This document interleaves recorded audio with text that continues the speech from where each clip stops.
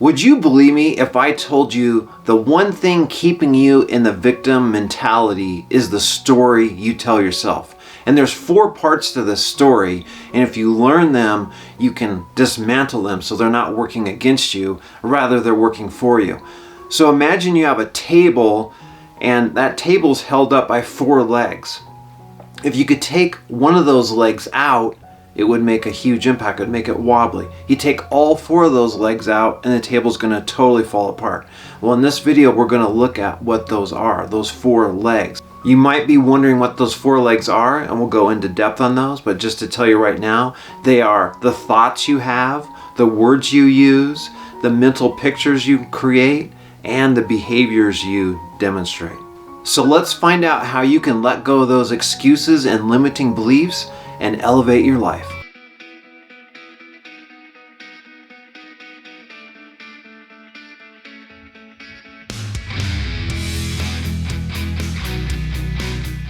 Let's get right to it. You've got this table image and the 4 legs that are holding it up, and the first one is the thoughts that you have.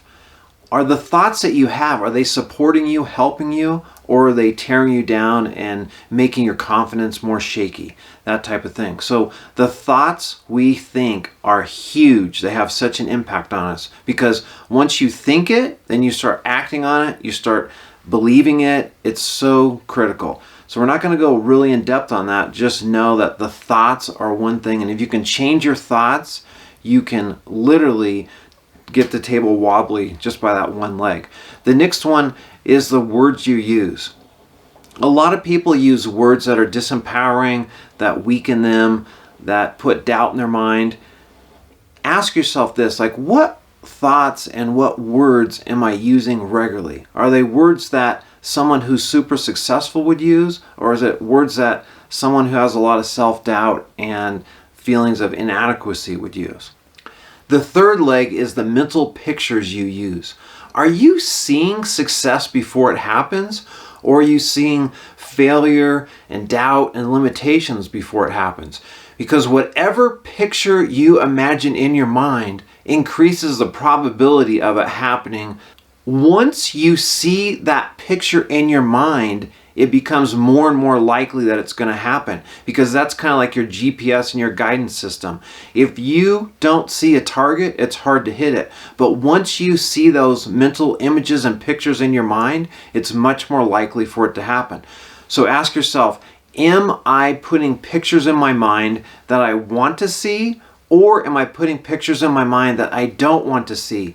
Because whatever you're putting in your mind is more likely to happen. The 4th leg on this table is your behaviors. So what behaviors are you doing consistently? If I was trying to build a house and I was consistently reading, that's not going to help me. If I am sawing and hammering and nailing and putting up walls and putting up siding, that is going to get me to a completion of a house. So what behaviors are you doing consistently? Too many of us do behaviors that literally take us to a place we don't want to do. We fill our mind with fear. We fill our mind with doubt, rather. And all that does is create behaviors that then manifest that. So your behaviors are going to match your words and your thoughts and your mental pictures.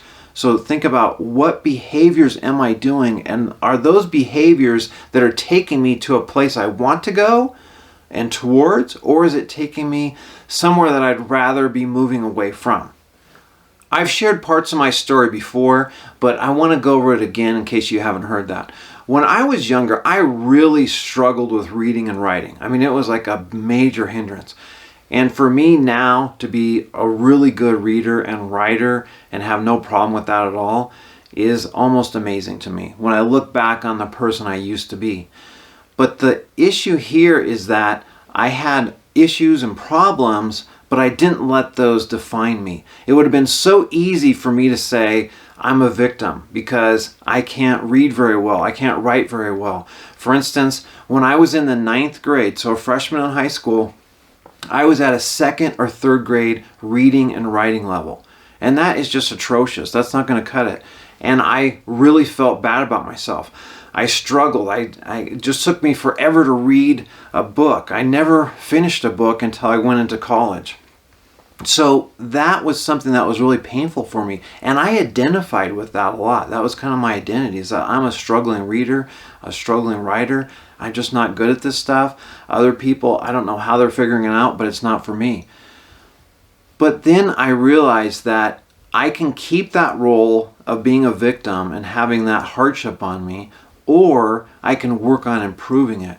And when I was in high school, we had 3 levels of classes. We had like advanced placement, where all the people who were the best and the brightest. Then we had regular classes, and then we had remedial classes at the very bottom of the scale.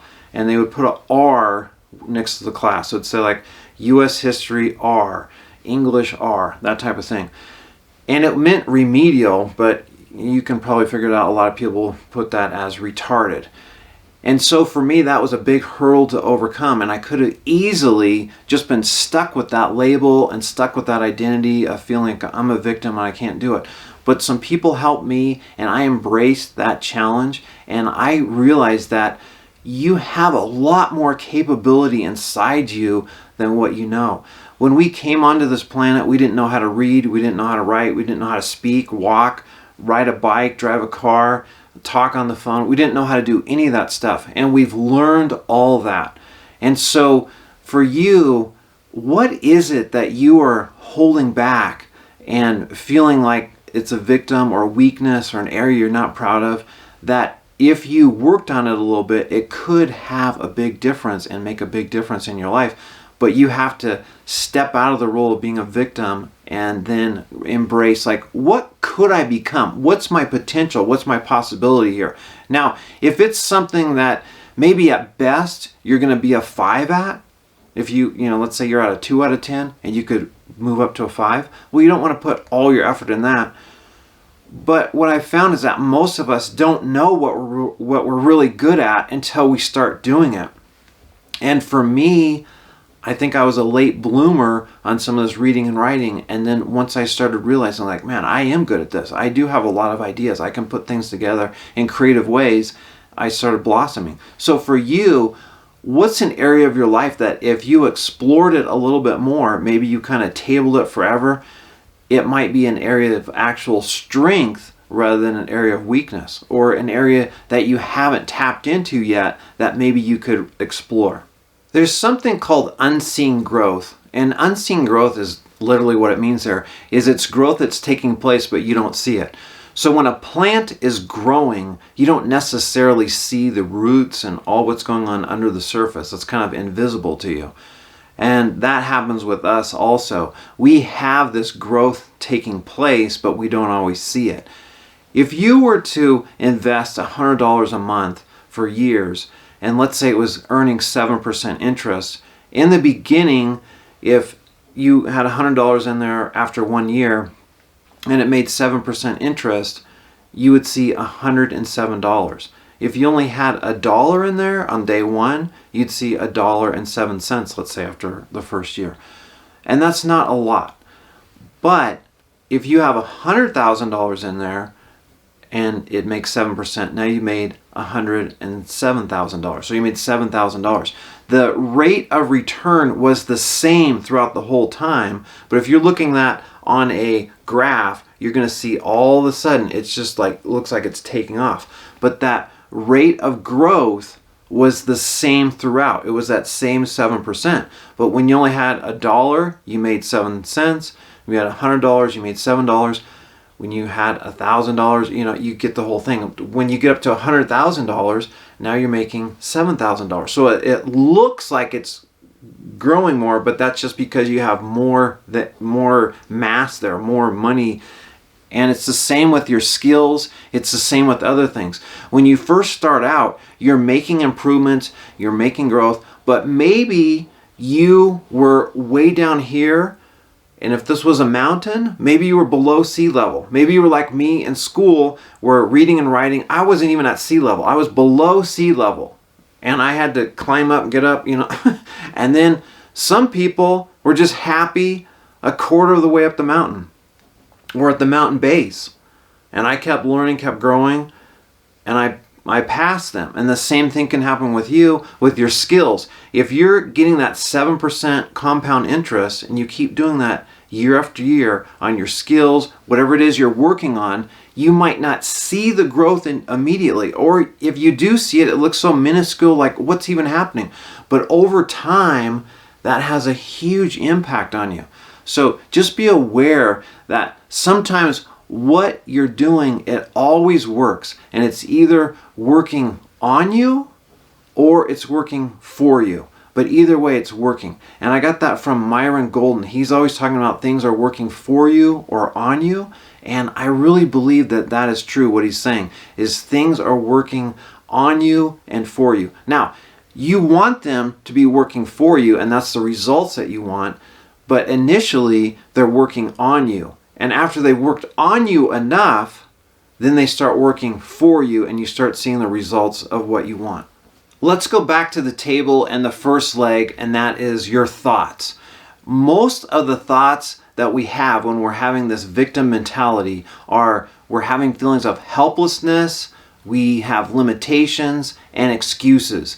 And those are definitely not working with us. If you feel helpless, what are you going to do? You're not going to do anything. The only thing you can do is be rescued if you feel helpless. If you have thoughts of limitations, you hope that someone else can fill that void for you, right? If you have excuses, you're feeling that something outside you is stronger, more powerful than you. If you notice on another video, I talked about how big is your problem. If your problem is small and you're huge, it's not a problem. If you are small and your problem is huge, or you see it beyond or outside your control, now you really do have a problem. So on this right here, are your thoughts working for you? Are they serving you? Or are they working against you and making it harder? One thing I do with people is I ask them to complete this sentence. I can't do fill in the blank, whatever it is, because, and then whatever happens there. So I can't become a successful business person because, and then let's figure that out, because I don't have connections, because I don't have the skills, because I don't know how to do it. Whatever comes after because, that is your limiting belief. So if you were to do this exercise right here, I can't do fill in the blank because, so I can't do whatever it is you're trying to do, and then because, what is that costing you? And what is that you don't know and that you don't believe about yourself? What is that costing you? So you can identify what are your limiting thoughts, because your thoughts, that's where it starts. If you have thoughts of limitation, lack, it's not possible, it's unbelievable, it can't happen, then you're going to stop yourself right there. So with this exercise, when you look at I can't do whatever it is because, whatever falls because is your excuse. That's your limitation. That's what's holding you back. And I would argue that if you really got serious and looked at this, you would see that whatever falls because is something that you can improve on. You can get better at that. If it's a goal that you really want, not just like, well, I'd like to have more money or I'd like to do this, but if it's something you really want, like I want to become a great speaker, but I can't do that because, and then whatever it is, like I don't have the connections, I don't have the time, that's your excuse, that's your limiting belief right there. So once you identify it, now you know what to work on. But that's the first part of this table of the person who sees themselves as a victim. And if you can get rid of that leg, that's the first leg, it makes the table wobbly. It's still going to stand, but it's getting a little wobbly here. The second part of that victim table is the words you use. So if you're using words like always, never, I should do this, I can't do this, that's just reinforcing that victim story, that victim mentality in you. Because is something always one way or always another way? No, there's always exceptions and those kinds of things. Is it never, this never happens to me, or I never get any breaks? No, that's not true. And then when you say should, that's kind of like a punishing or a guilt shame type of thing. I should do this, I should do that. And when you say I can't, you're literally commanding to yourself, I can't do this. And you, I would argue, don't know what you can do. There have been so many things that we've had breakthroughs on throughout our history. To say what is possible is actually absurd. Because I had this imagination where I'm flying in a plane. I can't remember exactly where I was going, from Portland to Seattle or Seattle to Denver. Anyway, as I was flying in the plane looking out the window, I imagined if Ben Franklin was sitting next to me, and he would just be like stunned that we're able to fly in an airplane and get above the clouds and those kinds of things. So the things that we think are impossible, are they really impossible? And stuff that was once impossible is now common everyday things. If you just go back in history a little bit, the things that we have today, like the internet and TV and electricity and plumbing, kings would not have lived as lavishly as that. So we do have a lot of these things, but too often the words we choose to focus on are words of limitation, lack, what's wrong, what can't happen. And we do that through our words by complaining. And when you complain, that's basically you're telling yourself, somehow I feel helpless. And I want you to think about this right here. When you complain, you can only complain about two things. You can complain about things outside of your control. So I could complain about the president, or I could complain about the economy. I could complain about those kinds of things. Do I have any control over that? No. Does it make any sense to complain about something beyond my control? No. Then the other thing is, you can complain about things that you do have influence on or you do have control over. And does it make any sense to complain about that? No, it'd be so much better to take action and do something rather than complain. The third leg of that table is the mental pictures you see. So, are they pictures of failure, rejection, fear, those types of things? Do you see things going wrong? I mean, what pictures are you seeing in your mind when you are thinking about your future? Because your future is going to either be fear-based, and you're thinking about what could go wrong, what's not going to happen, all these kinds of disasters, or it could be based on faith. And if you really have faith, you're going to have the picture in your mind, you're going to see that, and then you're going to believe it into existence. You're going to act it into existence. Because if you cannot see it happening in your mind, it's probably not going to happen. But if you can see disasters and problems and struggles, then that's going to happen. If you were to build a house, you would have a blueprint. You'd have a picture of what it's going to look like, and then you'd build towards that. In your own life, you need to do the same thing. You need to say, what am I going towards? What does that look like? What does that feel like? And then imagine that. So take a second right now, hit pause on this video, and visualize the most successful future for yourself you can imagine. See it, feel it, believe it, and then do that again. Visualize that again. Visualize that often. See it, daydream about it. Because what you see is what you're going to go into.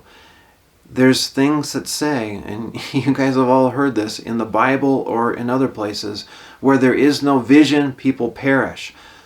So if that's true, you need to have a vision. You need to have a mental picture, an image of what you want to become, what you want to grow into.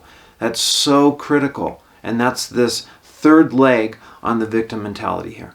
The fourth leg of victimhood and victim mentality is not taking action or poor behaviors. So you can change this by taking action and having behaviors that work for and with you. If you look at someone who procrastinates, what is really happening there is they are avoiding responsibility.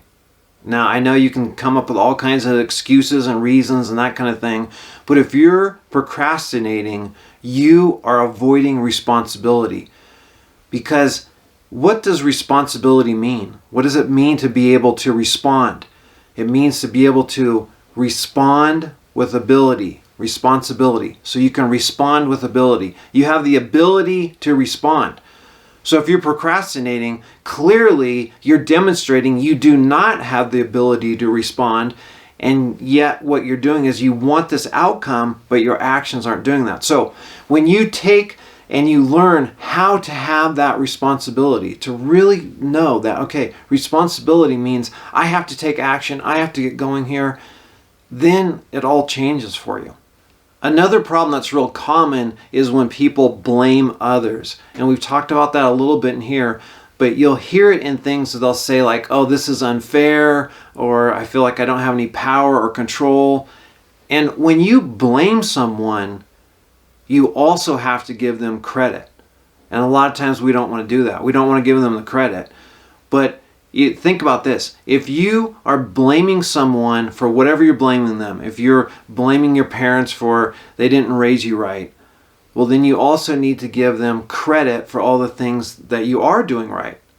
You can't have it both ways. So when you blame, you're literally saying, I'm taking responsibility and I'm giving that to someone else. They're getting the blame, they're getting the credit, all that kind of stuff.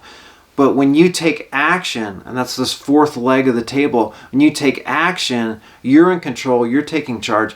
It might not turn out how you want, it might take longer than you want, but that action, repeated action, makes all the difference. Because think about anything that's happened that's significant. I don't care if it's building the pyramids or creating a great country, creating a great life. It takes action. And those daily steps, those daily actions compound over time to make a huge difference. We've looked at the four legs on the table, but let's also look at how being a victim is a passive role. And you don't want to play that passive role, because the only thing you can do when you're a victim is be rescued. So you are literally saying someone else needs to help me. If we look at movies and stories and people in our life that we respect, they take on challenges and they grow. If you look at like the movie Star Wars with Luke Skywalker, he could have stayed on his original planet with his aunt and uncle and just kind of done that, but that would have been a terrible movie. Instead, he took on the challenges, he grew into being a Jedi, and that was so significant. And it's the same for us and the people we admire. And who do we see the most? We see ourselves. So if you really want to admire yourself, grow, take on challenges, see like what can I become? What's a great adventure I can do? Rather than playing it safe and playing it small. I'm really going to encourage you to shift to a more empowered role, a role where you feel alive and empowered and enthusiastic and not down and beat up and you're a victim, this kind of thing. And you might ask, well, how do I do that? That sounds great. Most of us focus on what do we want to have. If I ask someone a goal, they're usually going to give me a goal that's something they want to have. I want to have money, I want to have success, I want to have fame, I want to achieve this. But when you start from have, it's like all backwards. What you've got to do is know this formula, and that is be, do, have. So be is first, do is second, and have is third. And if you're focusing on what you want, the have part, but you don't do the things and you don't become the person who's able to have that, it's not going to sustain itself, even if you do get it temporarily. So ask yourself, what type of person do I need to become who could do that? And then when I decide what type of person I have to be or become, then what things would that person do? What type of activities would they do? How would they think? We looked in here on words and your mental pictures and your language. What would they say? What would they do here? And then the byproduct is you're going to have. You're going to have that. But if you focus on the have, then it's just going to be shallow. It's going to be a wobbly table with no legs. You need to be first. You need to become that person. And you don't have to have it all figured out, but you need to be working towards who do I need to become. One of my mentors, Jim Cathcart, had his saying of, what would the person I'd like to do what I'm about to do? So when you have that as your focus, what do I need to do, or what would the person I want to become, what would they do? That's going to really guide you on the steps and the path that you need to take. But remember, it starts with being. Once you become and then you're doing, then you get the have. I have a question for you right here. What role are you playing in your life right now? Is it a victim, or could it be something greater? What if you were meant to do something special, but you could only do it if you let go of this limiting role that you're in right now? Whether it's a victim or something else. You had to let go of that role in order to complete your purpose, your mission, and to be totally fulfilled. And if we look at this, we can see people like Helen Keller, who had all these obstacles against her. She was deaf, she was blind, she had a hard time speaking because of all that. But she came across someone named Anne Sullivan that helped her. And the biggest thing Anne Sullivan did to help her was she raised her expectations. She raised her expectations of herself and what's possible and what she could do. And that made all the difference. I have a question for you. What if your purpose and what you're meant to do can only be accomplished if you let go of the current role you have? What higher expectations can you adopt? Sometimes I hear people say, oh, this is all good and nice, this sounds great, but does this really work in the real world? Well, let's look at 3 real world examples where someone had every right, they had everything stacked against them, and they could easily play the role of the victim. The first one I want to look at is Frederick Douglass. And he was born a slave, he got his freedom, and if you looked at how much that would cost today, it would be $29,000, $30,000, somewhere in that price range. And he had people help him, to get the funds to do that. But think about the obstacles that Frederick Douglass had to overcome in the mid-1800s to get his freedom. And then once he got his freedom, he used that as a launching pad to end slavery and to be an abolitionist. So you can take any role and you can transform it. Frederick Douglass was a slave. That is definitely not a good role. That's a victim. There's like nothing good about that, right? But he transformed that and he turned that into something positive, and he made changes, and he had influence at the highest levels in the United States and around the world because he did not see himself as a victim. He transformed that story and he turned it into an opportunity, not for just for himself, but for others, because he was like, okay, I can't change my past, I can't change my story, but I can change the meaning of it, and I can change where I'm trying to go. Another example of a person who could have been a victim is Viktor Frankl. And he was a Jewish person who was in concentration camps during World War II. His family members were killed.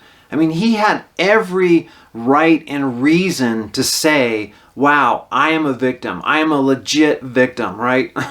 No doubt about it. But instead, he decided to make something of this, to get something out of this. And so what he did was he realized that we create the meaning. We create the meaning of things. And one of the most important things we have is what he called between stimulus and a response. When the German guards were being brutal to him or things like that, he always had the choice of how he was going to respond. And he created a whole branch of psychology based on this. So in this here, we have the choice to how we respond. And he could have been a victim. He could have said, man, my family was killed. All this tragedy happened. This wasn't my fault. I didn't do anything wrong, right? But instead, he realized, what can I do? How can I make this into something where we remember this, we remember the Holocaust, we remember the horrors of it, but just beyond that, how can I turn this into something meaningful? And then he created this whole line of therapy that I talked about. But it's important because he easily could have been a victim, but he wasn't.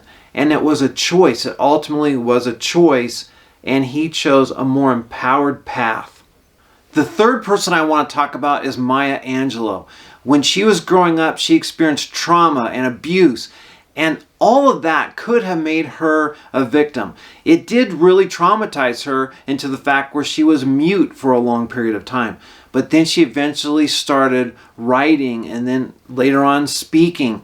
And so she took that pain, that trauma, all those things that could have made her a victim, but she converted them into her helping other people, creating amazing poetry. If you've read any of her stuff, and you just feel it when you read her stuff, it's that powerful. So instead of her being a victim, she said, no, that's not going to happen for me. I'm going to turn this into something more. I'm going to bring about positive changes. And she did that as a civil rights leader, as a person empowering others with her messages. And that's can also be something that happens for you too. It doesn't matter necessarily what happens to you. I mean, there are bad things that happen, but it's how you respond and what you do with them. Because you can keep that same story in your head and you can bring it to life into the future, right? If I was legitimately had some beefs with people, or I had some things where people wronged me, and that was all true and accurate, I could bring that into the present and bring that into the future, but is that really helping me? Is that helping me at all? Bringing all that garbage and stuff into the now and into the future? No. And you are always recreating your memories. And when you think about a memory, it's rewriting it. It's not like a fixed thing in there. And so when you keep bringing back all this past stuff that did not serve you, that did not help you, literally what you're doing is you're just bringing it forward. I used to tell students and people that I'd work with, I would say, why are you letting people live rent-free in your head? Why are you allowing that? This is someone, you don't like what they're saying, you don't like how they treated you, but yet they're still rolling around in your head. You're still responding to that. You're still reacting to that. Instead of just letting it go. And I've talked about in other videos how we have all these thoughts coming at us, right? All these thoughts coming at us. Like the stock market ticker tape, it's just thoughts coming. And we get to pick which thoughts we're going to think about and hold on to, and which ones we're going to let go. And some of you, the best thing you could do is let go of some of those thoughts that are not serving you, and instead pick ones that are. Because there are thousands of thoughts you could think of and pick up. But too many of us, we keep the same recurring thoughts over and over and over. And they talk about insanity is doing the same thing but thinking you're going to have a different result. So if you are thinking the same thoughts over and over and over, but you're expecting a different outcome, it's not going to happen. And again, it's not what happened to you, it's how you responded to it and the meaning you gave it. Sometimes people will tell me, man, you feel kind of cold and heartless saying that don't be a victim and this kind of thing. And I know that there are real legitimate victims out there, okay? I'm not saying that things have not happened to you that were unfair and wrong and all this. What I am saying though is that you cannot allow that to keep being the dominant force in your life, to be the program that's running in the background of your mind. You need to let that go. And in one of my earlier videos, I think it was one of my first 10 videos, I made a video about 2 arrows. And the thing was that the first arrow is something that happens outside you, external, okay? But then the second arrow is when you take it and you inject it into yourself. You shoot yourself with the second one. And that is through your reaction, through your suffering, through being miserable about the first arrow and that type of thing. So you have the choice of if you want to respond to something in a positive way and with new programming, or if you want to react with the old programming of limitations, being a victim, this type of thing. So when you are having things that happen to you, yes, bad things happen to good people. This is true. But it's what do you do with it? How can you convert that into something that serves and helps you rather than letting it just beat you down day after day? We upgrade our phones and our computers and think nothing of it. Every month or every couple months, we get an upgrade. An app comes out, it needs an upgrade, these types of things. And we think nothing of it. But I challenge you, if it's important enough to upgrade your phone or upgrade your computer, why wouldn't it also be just as important to upgrade yourself and have that running in the background, that program running in the background that serves you, that's a little bit better. Now, it doesn't mean you're going to go from level 1 to level 12, but maybe go from level 1 to level 2, and after a while you go to 2 to 3, or you get those updates, because you can make the changes, but you have to believe it's possible. And when you are in a victim story, a victim mentality, a victim mindset, you're not going to grow. You're not going to upgrade your programming. So you have to be able to say, okay, I'm going to have to temporarily feel some awkwardness, feel some uncomfortableness, but in the end, it's going to help me. I know for me, when I get a phone update, sometimes it's like buttons are in different spots and things are different and I have to kind of sort it all out. That's going to be the same with you. It's going to feel different. It's going to feel weird. Where's this? I'm used to doing it this way. But it's worth it. It's so worth it to upgrade yourself. Because remember, if you are a victim, the only thing that can happen to you is you can be rescued. You can just say, hey, please rescue me, right? But when you embrace another story, and I had another video on all the different story types, so I don't want to go into that now, but you could take on the role of a hero or the guide or something that's positive, rags to riches story, something like this, where it now serves you and it gives you a framework to propel yourself forward. Because remember, your story and the role that you play is so tied to your purpose. I believe everyone came to this earth with a purpose, and you're only going to be able to do that purpose if you're in the right role. For instance, if I was supposed to be a fireman and maybe I was supposed to save some people's lives or save some buildings, but I never embraced that role of being a fireman because I was scared of fires, or I didn't want to go up ladders or things like this, then I would never achieve the goal that I was supposed to. I never helped those people I was supposed to.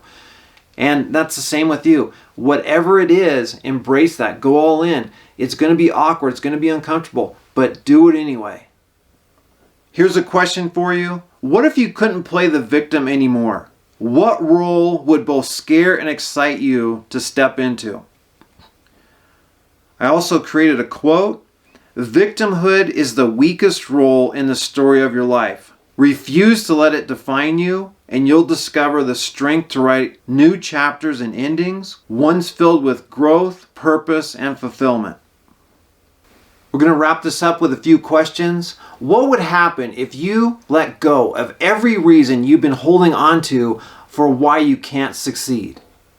Think about that for a second. What would happen if you let go of every reason you've been holding on to for why you can't succeed? And the last question, what story will you tell yourself when you no longer have excuses to lean on? What story will you tell yourself when you no longer have excuses to lean on? Drop your victim story today, decide what role you want to play in the next chapter of your life, and start writing it with purpose, power, and possibilities. If you like this video, make sure you do hit like and subscribe, write a comment. Also, there's over 100 other videos on different personal development, self-help, confidence, motivation, those types of topics to help you. I put these out here to really help you and make a difference. If that is the case, let me know. I appreciate you being here, and all the best to you.